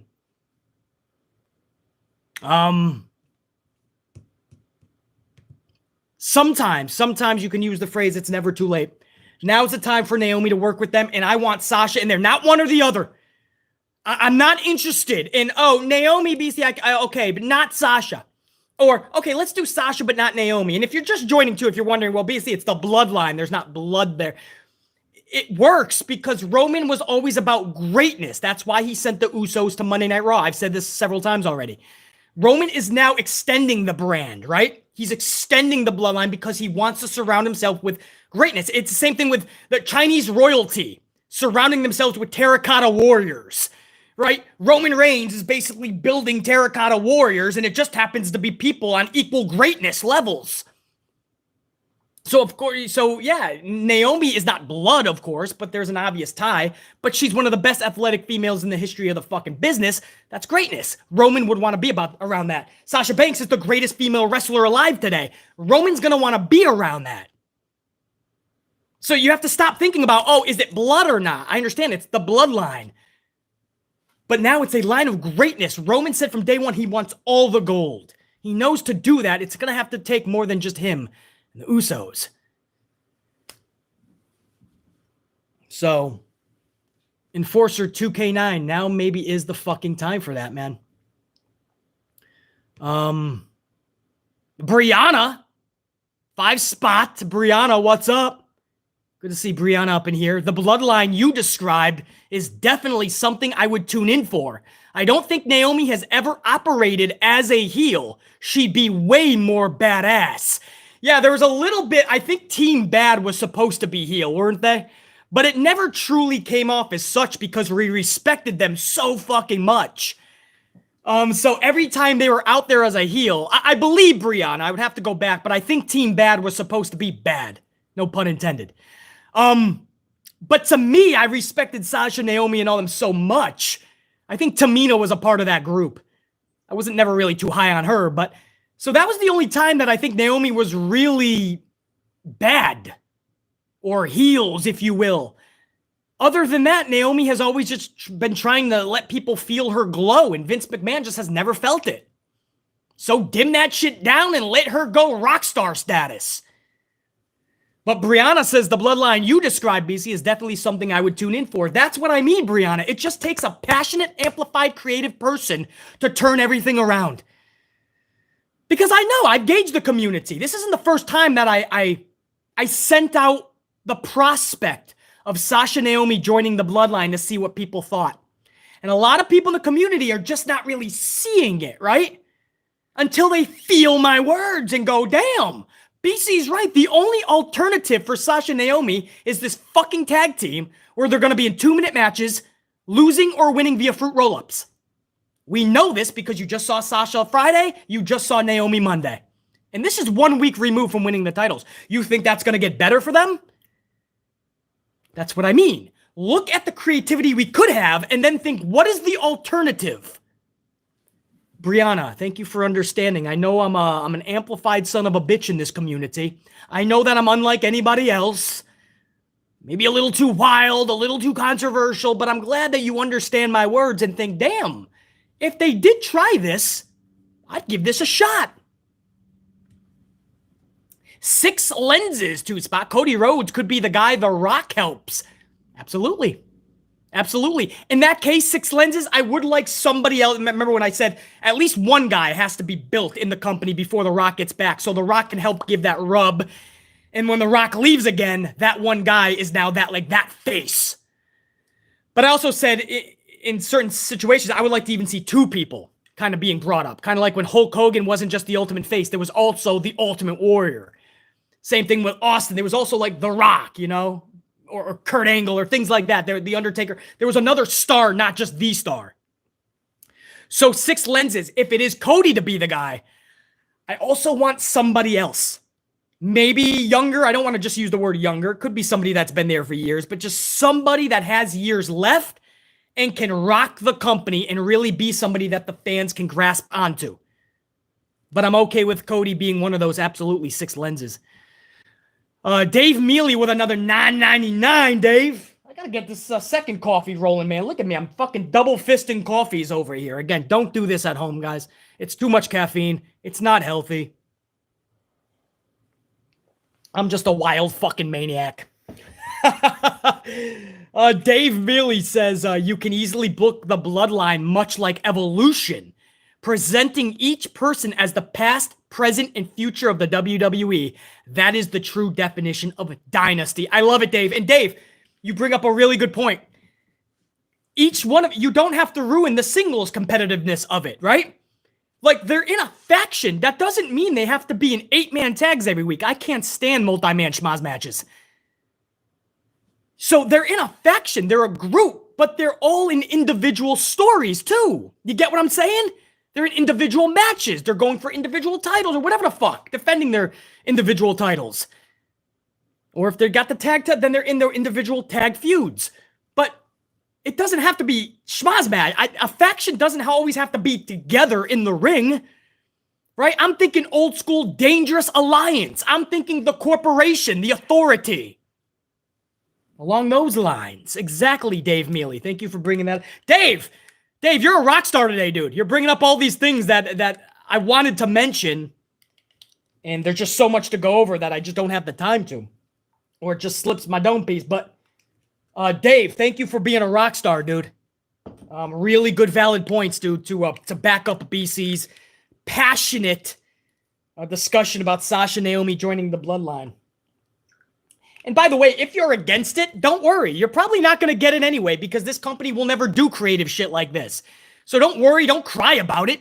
I'm just saying if I'm creating, I could make this company 10 times fucking better with that one, or should I say 2 additions to the Island of Relevancy. It would become the Empire of Relevancy. Dave Mealy, thank you, dude. And Dave with another $4.99 as well. Dave with another coffee says, careful, BC. Tony Khan is probably going to have bots make your next coffee. Tony Khan. Don't get me going with the Tony Khan bot situation, man. That always makes me laugh. Bots. The bots are coming. The bots are coming. Too funny, man. Too funny. You guys are the best, man. Dave. As of now, I'm making my own coffee. We'll see. JR9 Gaming's up in this bitch, man. JR9, hopefully you've been watching the entire stream, dude. We've been on for fucking over an hour. JR9 says, finally the UK got a WWE pay-per-view September 3rd. at the Principality, hopefully I'm saying that correctly, Principality Stadium, Cardiff, Wales. First UK pay-per-view since SummerSlam 92. That was the Bulldog and Brett, man. I always reference that one. SummerSlam 92 was one of my all-time favorites. The crowd, the atmosphere. That's not the same place, right, Jared? Are you still here, Jared9? I'm 100% going to get the tickets. Fuck yeah, Jared9. Hold on. Wait, I gotta go to the big... Is Jared9 still up in here? Oh, Jared9, I've been here the whole time. Okay, cool, man. I haven't been able to look at the big screen a lot during the whole hour because I've just been fucking ranting on shit. It's been a wild hour. I'm double fisting coffees, Jared9. It was Wembley in 90. Oh, so this is different. Okay. Yeah, Wembley Stadium. I didn't know if this was also Wembley. So this is in... So where is this? Wales? What just happened? Oh, wow. I lost the screen at first, man, but I'm back. Hold on.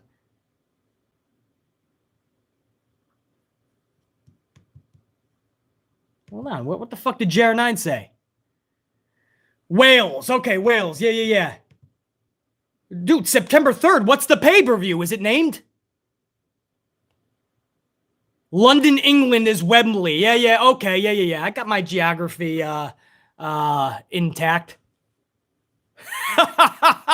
School was never my thing. Pro wrestling was all I was ever really good at. Entertainment. I always had the gift to gab, and the only knowledge I retained was fucking pro wrestling. Oh, it's not named yet. September 3rd, so let's do our own. Let's come to our own conclusion, Jared9. August is going to be SummerSlam. October will be some type of... No, October is going to be Saudi Arabia, I heard. So I don't know if they're going to bring Hell in a Cell. They could be doing that. So is this going to be like a Clash of Champions type thing? Insurrection. Could be like an Yeah, knowing Vince, he'll do some type of like UK invasion, you know? Or US invasion. It's in a 75,000... Oh, dude, that's going to be such a fun atmosphere. I remember Wembley Stadium. It's one of my favorite because of the fucking atmosphere. That you could just tell the prestige of the event.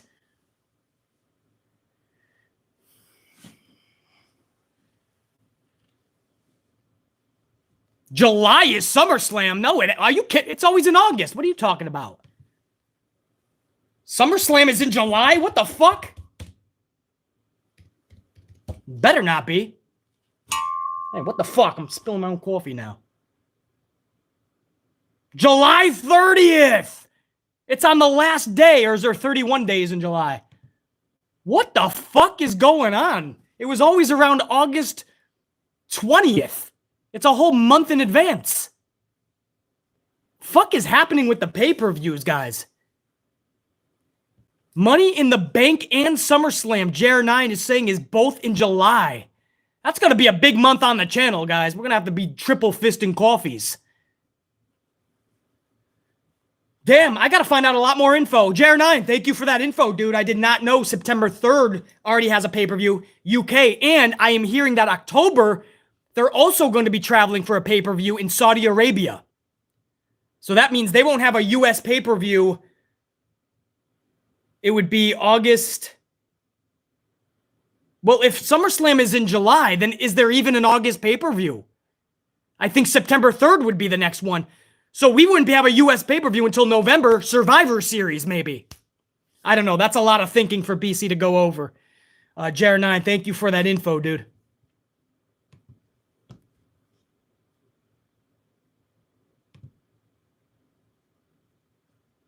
K-Juan McNeil, 10 spot. What up, K-Juan? Hey, BC, I know I'm late. Better late than never, dude.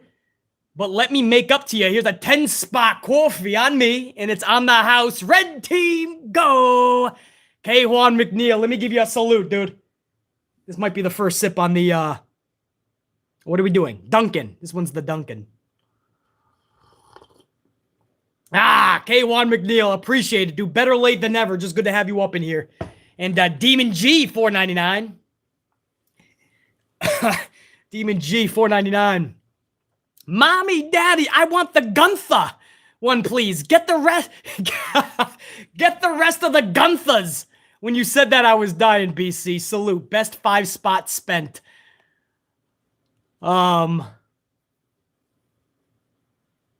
Which one did I say? What did I say about Gunther? Mommy, Daddy, give me the Gunther one. Is that what I'm saying? Like he's more marketable? Is that when I said why change his name to Gunther just because it's more marketable? You don't want these people to have their real names. You think Gunther's going to be marketable. You think the kids are going to show up to the arena and they're going to see a Gunther shirt and go, Mommy, Daddy, I want the Gunther one. Give me Gunther. I want Gunther and I want Butch. And well, what the fuck was Marcel's new name? He's got a new name too. Ludwig? I want Ludwig and Butch. Gunther? Parents are looking down at Timmy and Jerry. Shut up, Jerry. Shut your mouth. You get what I'll give you. You're gonna get this old school Great Khali shirt, Jerry. But I don't want the Great Khali. Demon G, I appreciate that much. Man, much love and respect to all you guys, man. Smashing it out. I think I have too much fun on these streams, man. There's a chance I'm having too much fun on these streams. Let me go over hour number 3, man. It's a bachelorette party, man. Now, it is a complete 24/7 circus clusterfuck, as we know it is, or knew it would be. It was so absurd that it was actually funny to BC at one point. BC finally cracked. It has reached such tragic levels that BC forgets these are actual wrestlers, and instead they're just comedy jokes that we point and laugh at every show. But last night was one of those tragic moments where BC stopped looking at them as wrestlers finally. I stopped looking at them as wrestlers, and they're just the ones we point and laugh at, and they're just comedy jokes. I know, you're saying, BC, it's been that way for a fucking over a year. Where have you been? Ninja Tozawa's been chasing R-Truth and Dana and Reggie and all this shit for over a year. I know, but it was a sad thing where I laughed and thought, this is so stupid. They're at a bachelorette party. Almost superhero is being dragged across the bar table. The pool boys, get this. This is great. You guys ready for this? Oh, let me get a sip of coffee for this. Let me get a sip of coffee for this. You guys still hear me okay? No, is there too much static? Less static? I'll lower the fucking... I'll lower it if need be. If there's too much static, let me know. Or any. I want you guys to hear this, because this is funny. You ready for this? Oh, wait till you hear about Los Lotharios. Loud and clear. James Shrimp Fajitas, I appreciate that, man, because I want you guys to hear this. You want to hear something ironically hilarious. Again, let me get a sip. Oh, because this is too good. This is too fucking good, bro.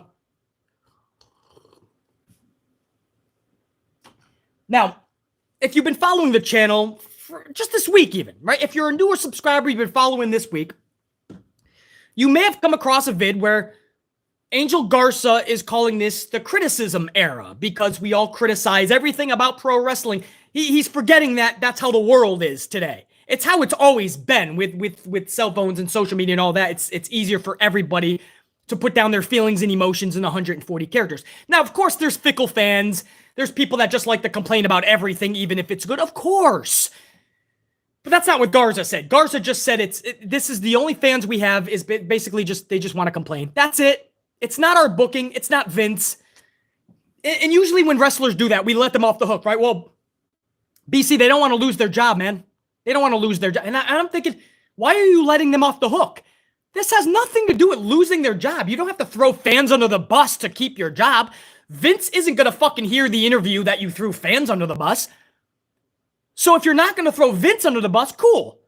But don't throw fans under the bus. Think of a better PC answer. Every time a wrestler throws fans under the bus or blames the fans for not getting over, there's people that go, well, what do you expect him to say? He's trying to keep his job, man. I expect him not to fucking dig himself his own hole. So anyway, he comes up, he says, it's the criticism era. No matter what we do, they're going to critique it. He said, even if we're running for a 24/7 title, they'll find a way to say that it sucks or it's bad. And I said, no, that's not us just wanting to complain. If you're chasing a 24/7 title, I think his exact words were, if you're chasing the 24/7 title, you're buried, according to these fans these days. We're not saying that just to say it. That is factually evident that if you are chasing a 24/7 title on a Monday Night Raw or any WWE show, you are factually being buried. You are in the process. You're downloading like a tablet. And once processing is complete, you're officially buried. That wasn't people just coming together and wanting to bitch and complain. So he says, oh, if we were to chase the 24/7 title, there are people saying we're buried. Isn't it ironic, ironically hilarious, that within 48 hours later, 48 hours removed from those dumbass comments about the criticism era, here's Los Lotharios in the 24/7 segment. They're at the Bachelorette Party doing the pool boy gimmick. How ironic. There they are. Oh, are you shocked, Angel Garza, that we're not behind this? Are you shocked that we're saying that segment sucked? Or that we laughed, we poked, and we laughed at you? You entertained us with your comedy. I'm sure that's what Angel Garza trained to be a pro wrestler for, and Humberto. Could it be Vince McMahon? Could it be Vince McMahon who is making you book like an idiot and not getting over with the fans? Could it be your booking and not the fans critiquing you? Look at your fucking gimmick. How can anybody jump on board the bandwagon of Los Lotharios? Vince McMahon gave you the pool boy gimmick. The fucking horny housewife whose husband is on Wall Street right now, half working his ass off and the other half on his break, he's fucking the receptionist. And the horny housewife has the pool boys over, Garza and Humberto. And they're hitting on the horny housewife, right? It's like a bad porno flick. And the horny housewife has just got out of the shower, and she's going to get a towel, and the pool boys just came upstairs looking for a lemonade and a place to piss. Ooh, they bumped into the horny housewife, and now they're both trying to get the same girl, right? It's creepy. It's weird. They're both kissing the same girl, and it's weird, but it's the pool boys. That's their gimmick. Los Lotharios, the pool boys. How the fuck is that going to get over, though?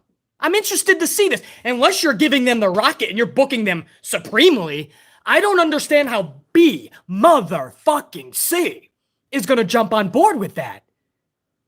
I don't see how Iron Riaz, Renee G, James Shrimp Fajitas, Carlos Ray, Michaela, JR9 Gaming, Alice, SMP, Gregory Ramos, War Dog. I don't see how any of these motherfuckers are going to get behind them if you're not giving them a reason.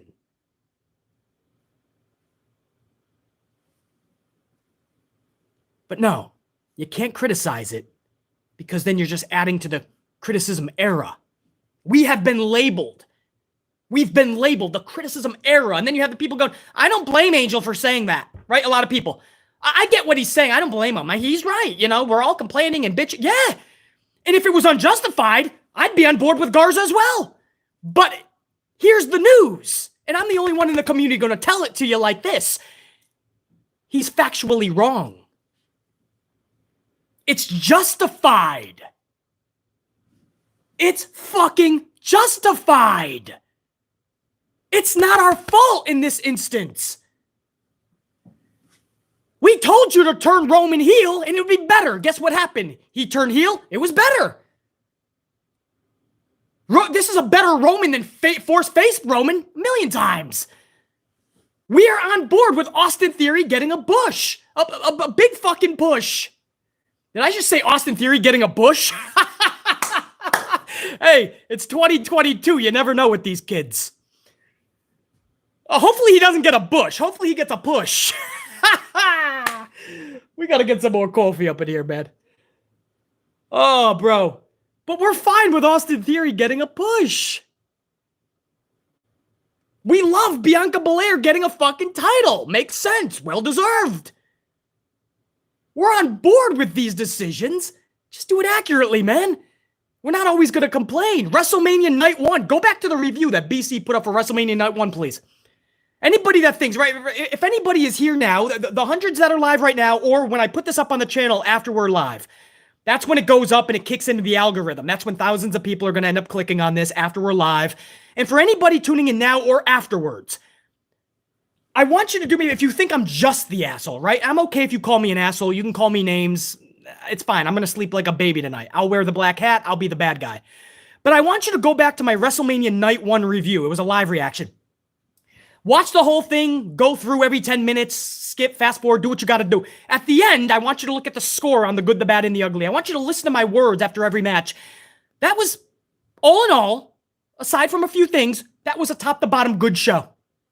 Even the littlest of moments were still moments.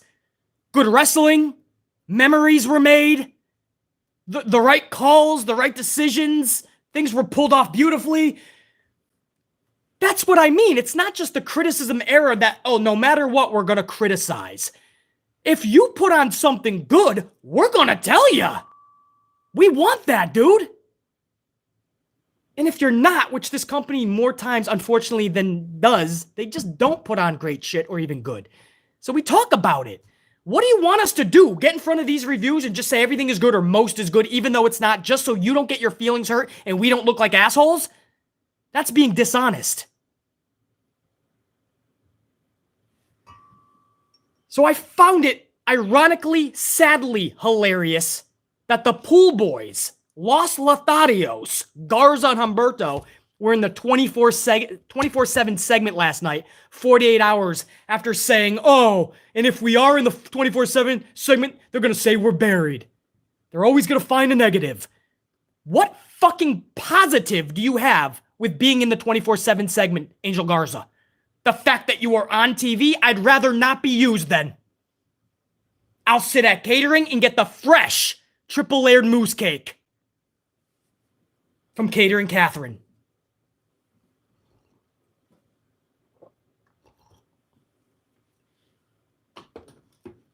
So anyway, I had to go through that Bachelorette Party.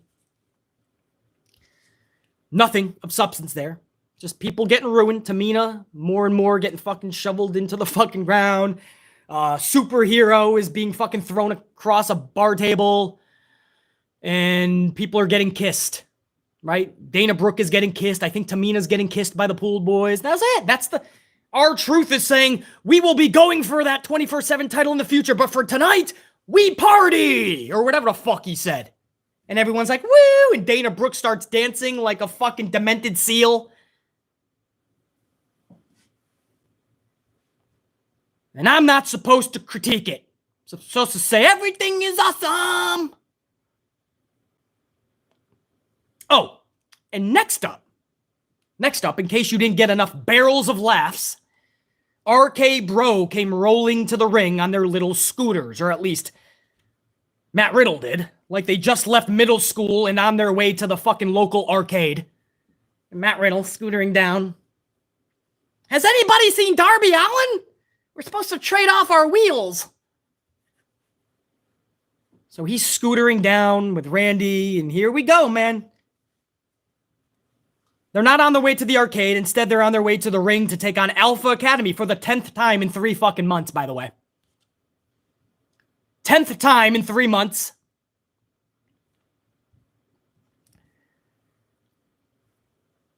Literally nothing new in this match. Same shit we've seen before. Even the finish is the same.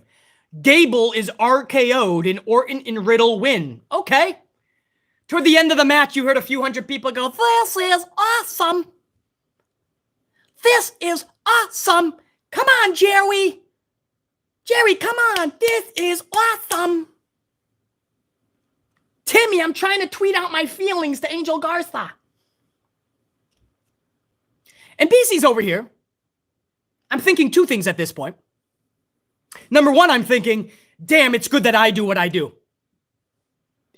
I'm so glad that I have myself to depend on when I talk pro wrestling, because when I'm hearing this is awesome, I can't help but think, no, it's not.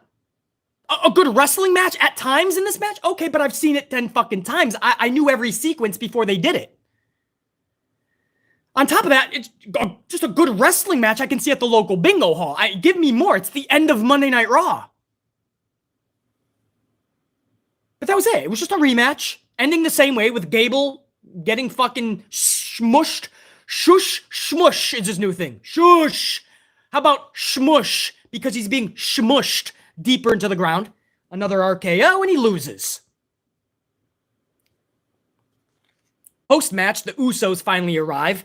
Finally, BC gives a fuck about something. Usos come up. Again, yes, one of my favorite tag teams, so there's a little bias there. But I'm glad that the Usos showed up, bring a pulse to this fucking show, aside from Cody Rhodes. The Usos were kind of it. And the challenge is laid down by the Usos. We want the titles, obviously for Backlash. But it's the Street Profits somehow that come down to the ring. And we get an impromptu Profits versus Usos match to end the show. Street Profits versus Usos. And RK Pro just sits at the, they just sit at the commentary table. Okay. Usos win via the Diamond Cutter RKO. Obviously, they shouldn't be losing that match. Sorry, Street Profits, which again is why I didn't want to see the match, because I knew Street Profits have to lose, and the Street Profits should not be losing. You can tell they don't even have it anymore in their mannerisms or facial expression. Do you see them come out? I know they're supposed to be a little bit more heelish, by the way. I get it, guys. I get it.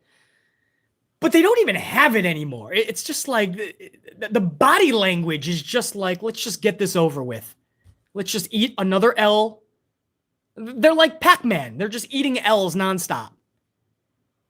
It's like they don't even want to be. It's sad. The Street Profits had a chance to be something. I found them annoying at times, but they absolutely had a chance. This type of booking befuddles me. Remember a few weeks ago when they ended the show with Street Profits just getting their asses kicked as if they were the heels when they were still kind of in transition to being a little more heelish? But they were playing the roles of the face majorly leading up, and then they just played full-blown heels. It was so weird. Last night was kind of the same thing. Because after the match, they just tussled a little bit more. Profits got taken out, some shit. And then the Usos jumped in the ring, double super kicked Randy Orton, and then they held up both sets of titles, and that's how we ended the show. So I love that image of the Usos doing that. I just don't like how we use Street Profits. But the Usos definitely brought a little bit of a pulse to the show. Now, RK Bro should not be winning this match, man. It's bad enough that they have a set of titles. If they have all the gold, that goes against the future development of what the bloodline, what the Island of Relevancy is trying to go for. Total greatness, having all the gold is what Roman said. And two, now we have fucking Randy Orton stuck with Matt Riddle even more definitively. And that's the last thing BC wants. I want Randy Orton on his fucking own, fucking shit up singly. Matt Riddle, you watch Matt Riddle in any fucking segment, the guy legit looks like he doesn't have a clue what the fuck is going on. Like, I used to think it was just storyline. No, I mean, this guy doesn't know what is happening. I mean, he is literally just lost 24/7. I still remember the time he left Asuka hanging during a promo backstage. He was on his little scooter. And he left Asuka. He forgot what he was going to say, and he just laughs at it, and he says, "Oh, it'll be okay." And he runs over. And Asuka is staring over there. You can see the producer, like, waving, like, go, go. Asuka has to somehow save the segment. You can see Asuka looking at the producer, and you hear Matt Riddle off camera go, "It'll be all right." Like, "Oh, I know I fucked up, but what are you going to do?" I'll never forget that, man. The Hall of Fame just recently. Legends are coming down the ring. Everyone's standing ovation, and Matt Riddle is like pointing. Dude, it's Vince McMahon's coming down. He's like, that's the boss. He's my boss. Watch him. He's pointing at shit. He's the first one to sit down while everybody is giving a standing ovation. Man, I want to like Matt Riddle so bad. I liked him in NXT. I heard the stories. I heard the story how nobody in NXT liked this guy. I heard the story how they would leave the hotel. They would all leave before Riddle would get down into the lobby because nobody wanted to ride with him. And I was thinking it's just because he's different, right? It's why we love Matt Riddle. He's a quirky character. But now I understand why nobody could really be around him for more than 5 minutes. He's the type of annoying where you literally have to get away, otherwise you're going to put your dome piece through a brick wall. I'm sure they didn't want to leave the hotel because they were trying to be an asshole. I think they left the hotel, all of the cars left, all the buses, and they left Riddle at the hotels because they couldn't be around him. Randy probably doesn't give a fuck because afterwards they're probably tooting up some shit afterwards, if you know what I mean. So of course Randy's going to say he's having the time of his career right now. Riddle's bringing the party, if you know what I mean. But I'm going to be honest with you guys. Riddle is the type of person where it's too stupid. It's too obnoxious. Like, I can deal with stupidity. I can deal with obnoxiousness. It can be funny. And sometimes I like those quirky characters. And then there's times where it goes past the line, dude. And, I mean, it's like, do you take anything seriously? I think there's a line as far as where Matt Riddle can go in this business, sadly. And this RK Bro might be his fucking ceiling. So he better hope he stays with Randy Orton a long time. And if I'm Randy Orton, he says he's fucking fine with this type of booking, and obviously he is. If he didn't want to be there, he wouldn't be in that tag team. I just hope he remembers who the fuck he was. Remember who you are. Remember. You're the fucking Viper, the legend killer. You're a badass. You're supposed to be larger than life. You're not a fucking circus sideshow. Anyway, that's my fucking spiel. Randy! 250 on the ups, guys. Thank you as we go toward 300 live. I appreciate that. If you haven't already, make sure you smash that. It's going to help the algorithm in a little bit when we're done. Let me go back to the chat, dude. I saw a super come up in here, and it's from my boy Trev Reigns, the Tribal God, before we end this stream with a coffee. It's funny, Trev Reigns started with the supers, with the one we didn't see last night, and Trev Reigns is ending the supers, man. That's badass. Garza's criticism era versus Tony Khan's bots at WrestleMania Backlash. Book it, Vince McMahon. LOL. It's where we're at, man. You know what I mean? Nobody has that thick skin anymore, you know? Garza, and it's not just Garza. There's a lot of wrestlers that just complain that the fans complain too much instead of just doing your job and trying to get over. It's that simple. If you're doing it right, if you're doing some badass shit, some creative shit, some amplified shit, watch us actually love what you're doing. If you're not, you're going to hear about it. But it's the lack of being able to take the criticism as a wrestling performer and as a wrestling promoter like Tony Khan. You know, there's no reason ever to go to social media and have a tirade about how you feel another company is sending bots over to your company. Even you could be right. We could find out in 2 months that, hey, there's evidence that he's right. It wouldn't matter. You still can't go to social and make this story for your talent. It's going to make the talent have to work harder. You're overshadowing what they do. For instance, when that story broke, it overshadowed. It got more headlines than Wheeler Yuta and Mox. Now, I know that was a triple rematch, right? That was the third time they faced each other. But it was, I mean, Wheeler Yuta was wearing that crimson mask. People were calling that an awesome match. But it was the bots that we were talking about. His own company had to make fun of him and mock him, right? Evil Uno. You had the Young Bucks putting that in their bio. We're bots now. I mean, their own talent had the pretty much, you know, it wasn't just Becky Lynch and WWE talent that was making fun of Tony Khan that day, which we heard the stories in the locker room. But it's his own talent because they know how ludicrous this is. Even if he's right and it turns out to be true, you still cannot go on that type of a tirade. You're the leader of a big mass company. You can't act like you're fucking losing control. And when you start saying they're not real people that are criticizing us, they're bots. We just want you to know that. We're collecting info now, but we're just letting you know up front. Bro, you need to not be concerned with that. Your talent needs to look at you like a legit actual leader. They need to know that you're not worrying about the petty bullshit. You guys know I'm right, bro. It's sad what has happened to Tony Khan. He's buckling under the pressure, and now he just bought ROH. And he's already said he's going to be the main booker, the only booker. I mean, do you think things are going to get easier for this guy?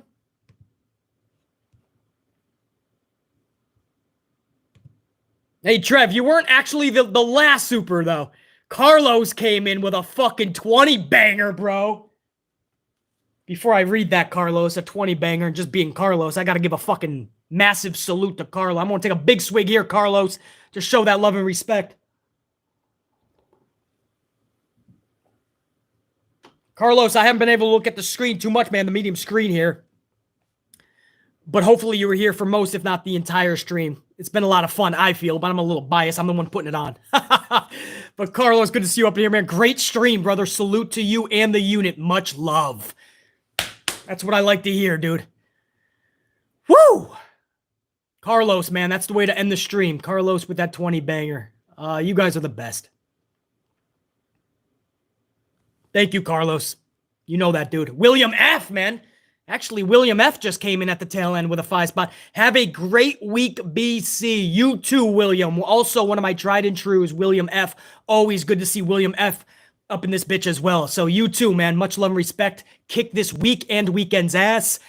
I got some traveling to do, but hopefully I can at least give you guys an audio video within the next couple of days. At least. But I don't think I'm going to be able to do a live in the next several days. I have to see. But there is some traveling that I do have to do. So this may be the only opportunity live for a few days for me to say I appreciate all of you and thank you. Hold on. Ashley Steggles actually just came in at last second before we end the stream. 179. Botmania running wild, brother. I used to do a much better Hulk Hogan, man. The further that Hulk falls out of the spotlight, my Hulk Hogan accent kind of goes away. But yeah, Tony Khan's Botmania. That would be a t-shirt that might sell at AEW events. Or maybe Vince should start selling those Ashley Steggles. What you gonna do, brother? The bots. They're coming for Tony. Hey, Jimmy Fingers 19 came in at the tail end with a 10-19. He's just letting you all know Jimmy Fingers in the house. Jimmy Fingers, good to see you. I don't know how long you've been up in the chat, Jimmy Fingers, if you're just joining. We're about to end the stream. We went almost 2 hours. But I'm glad you at least came in, show the love, so BC can show that right back to you, man. Jimmy Fingers 19. Appreciate that, dude.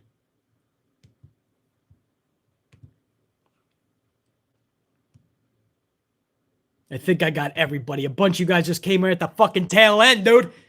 Showing that love. That's it. Thank you guys so much, man. What a fucking, what a past couple of streams. I thoroughly enjoyed my Starbucks and, and then we're double fisting fucking coffees now. And you guys are the fucking best. Thank you for smashing that up as we go toward 300. And I will be back with you hopefully sooner rather than later after a little bit of traveling. I don't think I'll be able to go live, but if a news story breaks out, look for an audio format. You know the deal. Just stay subscribed and notified. I know a lot of you guys don't want to, right? You just type in BZ's name every fucking morning instead of just fucking subscribing and pressing the notification bell. But that's all you gotta do. You don't gotta fucking type in my name in, bro. And on top of that, you support. There's no... Just support. The simplest thing you can do is just smash that up. Anyway, check you guys. Renee, Carlos, Gregory, Demonte, JR9. You too, brother JR9. Marie. William F., Sir Charles, James Shrimp Fajitas, Deontay, Janelle, I think I got Gregory Ramos, Mean Dean Extreme, Antoine, I got Marie Applewhite, fuck yeah, Iron Riaz, I got my boy Carlos Ray, Fury 9000, Mr. Black Ice 22, Trev Reigns, the Tribal God, Ice Jones, Dave Mealy, greetings from the Grindhouse, Brianna,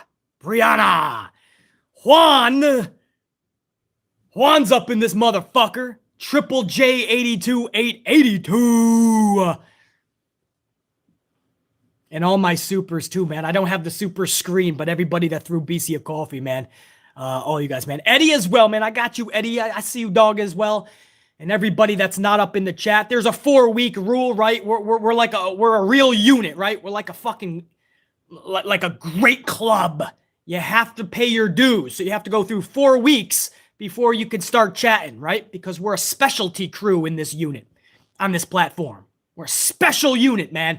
So you have to wait 4 weeks. So I know a lot of you guys, you can't chat yet, but thank you for all the love and support and for at least smashing that up. Enforcer 2K9. Big Nang up in here, man. All right, guys. I'll be here another fucking hour, man. We'll start a third coffee.